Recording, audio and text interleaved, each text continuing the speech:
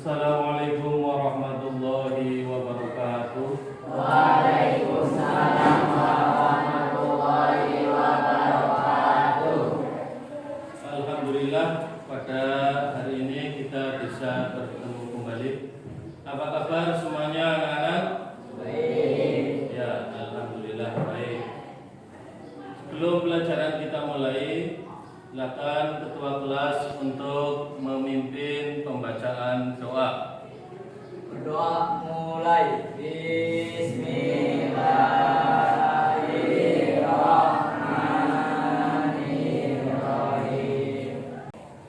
Baiklah, sebelum kita mulai pelajaran tentang qiraat, bentuk-bentuk qiraat, ketentuan dan hikmah qiraat, kita akan mereview dulu pelajaran minggu kemarin tentang pengertian hukum dan rukun qiraat.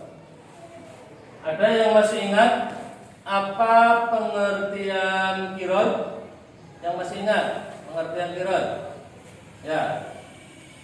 Qiraat adalah pemberian modal dari seseorang kepada orang lain untuk dijadikan modal usaha dengan harapan memperoleh keuntungan yang akan dibagi sesuai dengan perjanjian. Ya, tepuk tangan untuk teman kalian yang telah menjawab pengertian qiraat. Kemarin juga membahas tentang hukum qiraat. Ada yang tahu hukumnya qiraat? Oh ya, silakan. Hukum qiraat dalam Islam hukumnya mubah atau boleh, bahkan dianjurkan, sebab pada qiraat terdapat unsur tolong menolong dan kebaikan. Ya, terima kasih. Jawabannya tepat sekali. Qiraat dalam Islam hukumnya boleh, bahkan dianjurkan, karena di situ terdapat unsur tolong menolong.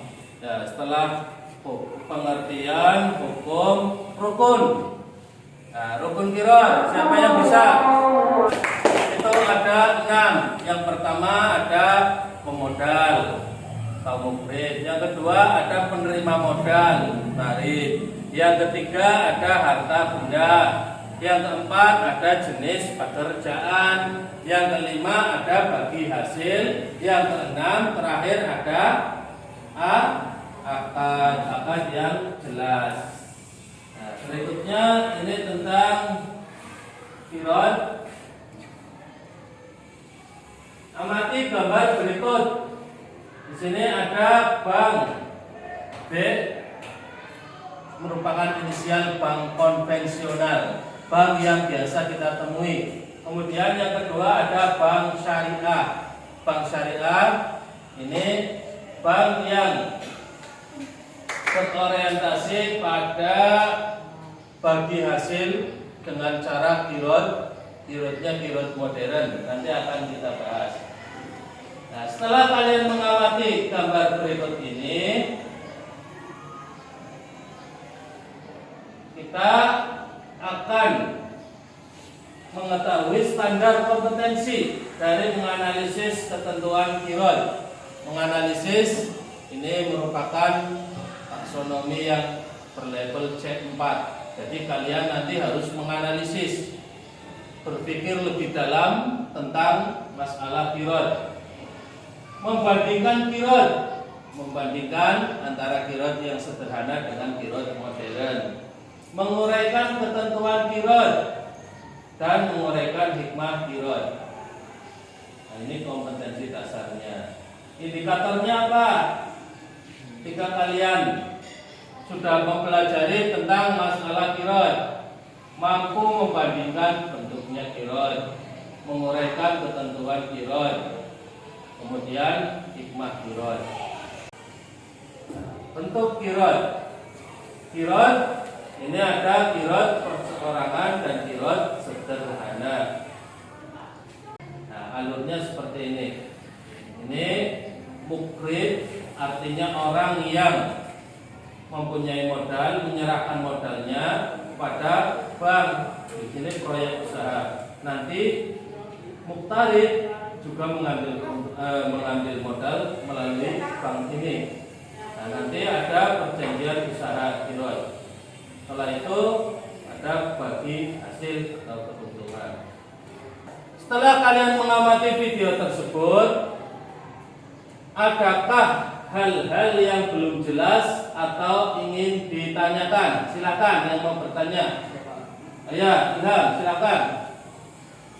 Tetangga saya melakukan kirot dengan bosnya untuk bisnis jual beli bawang. Setelah beberapa waktu karena harga bawang tidak stabil, maka terjadi kerugian. Si bos menyuruh tetangga saya untuk mengganti kerugian tersebut. Ketika terjadi kerugian dalam kirot, siapa yang menanggungnya?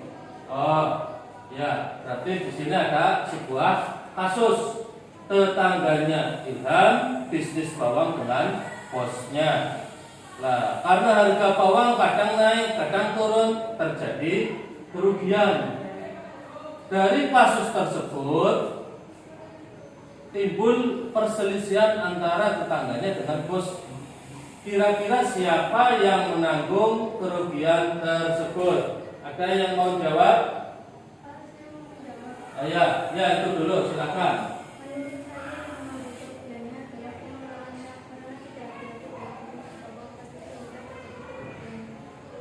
Yang menanggung kerugian apa? Ya, jawaban tadi yang menanggung kerugian adalah pengelolanya. Sebab pengelola itu apa? Tidak hati-hati dalam menjalankan bisnis. Ada jawaban yang lain? Ya, silakan. Siapa? Ya. Menurut saya yang menanggung kerugian bersama-sama, karena saat untung dibagi hasilnya, saat ruginya dibagi kerugiannya ditanggung bersama-sama.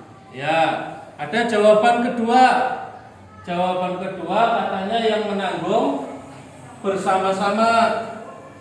Untung dibagi kedua, rugi juga dibagi bareng. Ya, ketika untung dibagi bersama, rugi ya ditanggung bareng. Nah, itu jawaban yang kedua. Nah, kira-kira ada yang ikut pendapat satu apa pendapat dua? Ada jawaban yang lain? Oh, ya, silakan. Saya tidak setuju sama jawaban dua-duanya. Menurut saya sebaiknya jika pengelola sudah menjalankan usaha sebaik mungkin, namun terdapat kerugian, maka sebaiknya ditutup dengan keuntungan yang sebelumnya. Jika tidak ada keuntungan sebelumnya, maka dapat ditalangi oleh pemilik modal. Ya, ada jawaban ketiga. Nah, ini menarik. Ini yang nanggung pengelola, yang ini bersama-sama. Jawaban yang ketiga yang nanggung diambil dari hasil bisnis yang terdahulu. Jadi kalau bisnis dulu untung, ya misalkan ada keuntungan dari bisnis terdahulu, diambil dulu dari situ untuk menutup kerugian. Kira-kira dari tiga jawaban ini yang lebih mendekati benar mana? Saya yang mau berpendapat, ya jawaban nomor 3. Meskipun yang pertama alasannya ya masuk akal, karena pengelolanya tidak hati-hati ya harus nanggung sendiri, rugi tanggung sendiri. Nah, jawaban kedua bareng-bareng ya masuk akal juga. Tapi dalam aturan kirot, ketika terjadi kerugian maka harus ditangani dulu dari modal yang dari keuntungan terdahulu. Kemudian jika nggak ada keuntungan ditalangi oleh pemodalnya. Tentang batalnya kirot, jika kedua belah pihak ada yang mengingkari janji, hilang akal atau meninggal dunia, nah secara otomatis kirot menjadi batal. Hikmah kirot. Setelah mengamati materi tersebut, adakah yang mau bertanya? Ya. Bagaimana kisah dari Nabi Muhammad waktu melakukan kirot dengan segi Khadijah?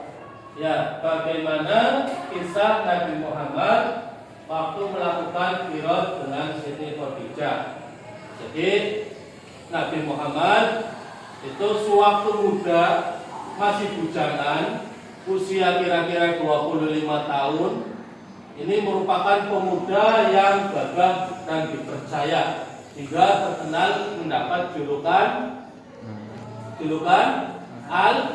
Al-Amin, orang yang dapat dipercaya. Nah, singkat cerita, Nabi ditemani oleh salah satu budaknya Siti Khadijah menjalankan dagang tersebut ke negeri Syam.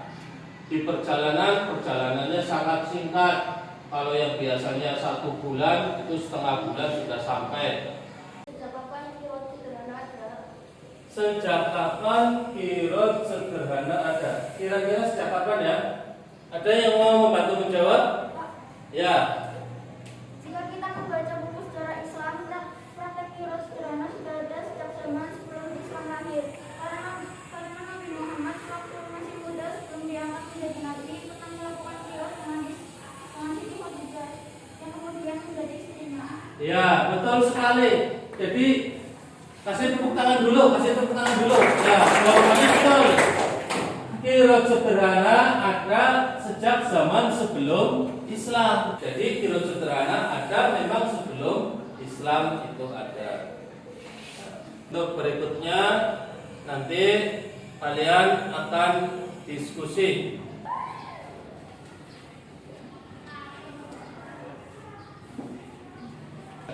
Dan setelah kalian berdiskusi, silakan kelompok 1 untuk maju memberikan jawaban diskusinya.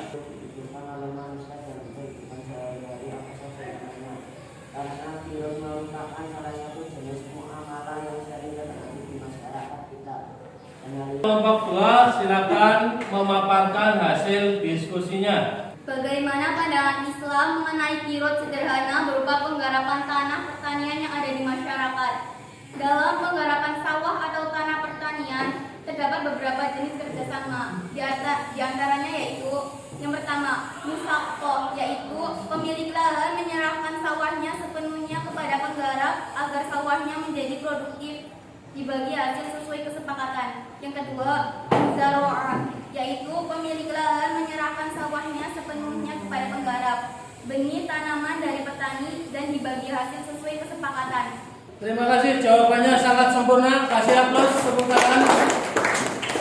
Dan tugas terstruktur yang nanti kalian bahas di rumah. Selain ini, nanti kalian juga mengerjakan LKS. Di situ ada latihan soal. Oke, dari pertemuan ini bisa kita ambil beberapa simpulan. Kirot ada 2. Apa saja? Kirot sederhana dan kirot modern. Kalau kirot sederhana dilakukan oleh perseorangan. Kirot modern dilakukan oleh perbankan. Demikian untuk pertemuan kali ini. Kurang lebihnya mohon maaf. Mari kita tutup pertemuan ini dengan bacaan hamdalah.